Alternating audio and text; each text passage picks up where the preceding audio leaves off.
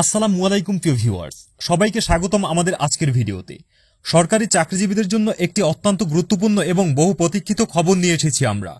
নবম pay scale কার্যকর হওয়ার যে জল্পনা চলছিল সেই বিষয়ে অর্থ মন্ত্রণালয় থেকে এসেছে এক আশার বাণী।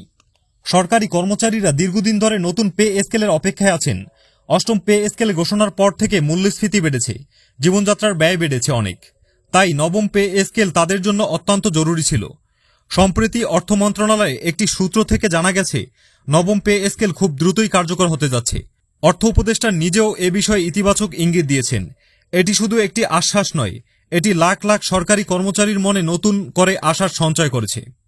অর্থ মন্ত্রণালয় থেকে জানানো হয়েছে নবম পে স্কেল প্রণয়নের কাজ দ্রুত গতিতে এগিয়ে চলেছে। বেতন বৈষম্য দূরীকরণ এবং বর্তমান বাজার পরিস্থিতি বিবেচনা করে একটি কার্যকর পে স্কেল তৈরির উপর জোর দেওয়া হচ্ছে। সরকারের উচ্চ পর্যায় থেকেও নাকি এই প্রক্রিয়া দ্রুত শেষ করার নির্দেশ দেওয়া হয়েছে। এখন প্রশ্ন হল, নবম পে স্কেল কেমন হওয়া দরকার? সরকারি কর্মচারীদের দীর্ঘদিনের কিছু দাবি রয়েছে যা নতুন পে স্কেলে প্রতিফলিত হওয়া উচিত। প্রথমত, দ্রব্যমূল্যের ঊর্ধ্বগতির সাথে সামঞ্জস্য রেখে বেতন বৃদ্ধি হওয়া অত্যন্ত জরুরি। দ্বিতীয়ত, সুপারিশকৃত বেতন কাঠামোতে সুস্পষ্টতা থাকতে হবে যাতে পরবর্তীতে কোনো জটিলতা তৈরি না হয়। তৃতীয়ত, গ্রেড ভেদে যৌক্তিক বেতন বৃদ্ধি নিশ্চিত করতে হবে যাতে সবার জন্য ন্যায়সঙ্গত হয়। চতুর্থত, ভাতা ও অন্যান্য সুবিধার পুনর্বিবেচনা করা উচিত, বিশেষ করে আবাসন ভাতা, চিকিৎসা ভাতা এবং পরিবহন ভাতা বর্তমান বাজার মূল্যের সাথে সঙ্গতিপূর্ণ হওয়া দরকার। পঞ্চমত, পদোন্নতির সুযোগ বৃদ্ধি এবং প্রক্রিয়া সহজ করা, এতে কর্মচারীদের মধ্যে কাজের উৎসাহ বাড়বে। নবম পে স্কেলের একটি অন্যতম গুরুত্বপূর্ণ দিক হওয়া উচিত বেতন বৈষম্য কমানো।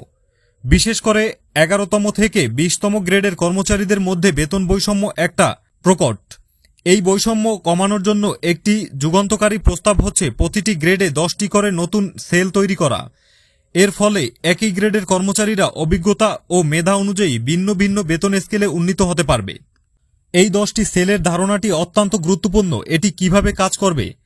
ধরুন, একজন কর্মচারী 11তম গ্রেডে চাকরি শুরু করলেন। প্রতি বছর যা নির্দিষ্ট সময় অন্তর পারফরমেন্স মূল্যায়নের ভিত্তিতে তাকে একটি করে উচ্চতর সেলে উন্নীত করা হবে। এতে একই গ্রেডে দীর্ঘদিন আটকে থাকার প্রবণতা কমবে এবং কর্মচারীরা তাদের কাজের জন্য পুরস্কৃত হবেন। এর ফলে 1. কাজের প্রতি উৎসাহ বাড়বে। 2. দীর্ঘদিনের অসন্তোষ কমবে। 3. মেধাবীদের ধরে রাখা সহজ হবে। 4. পদোন্নতি না পেলেও বেতন বৃদ্ধির সুযোগ থাকবে। 5. গ্রেডের মধ্যে যে ছোটখাটো বেতন বৈষম্য আছে তা কমে আসবে। 6. কর্মচারীদের মনোবল চাঙ্গা হবে। 7. দক্ষতা বৃদ্ধির প্রতি মনোযোগ বাড়বে। 8. প্রশাসন আরও গতিশীল হবে। 9. কর্মচারীরা নিজেদের মূল্যায়ন অনুভব করবে। 10. সার্বিকভাবে সরকারি সেবার মান উন্নত হবে। আমরা আশা করি নবম পে স্কেল এই বিষয়গুলো গুরুত্ব সহকারে বিবেচনা করা হবে। অর্থ মন্ত্রণালয়ের আশ্বাস আমাদের আশাবাদী করে তুলেছে।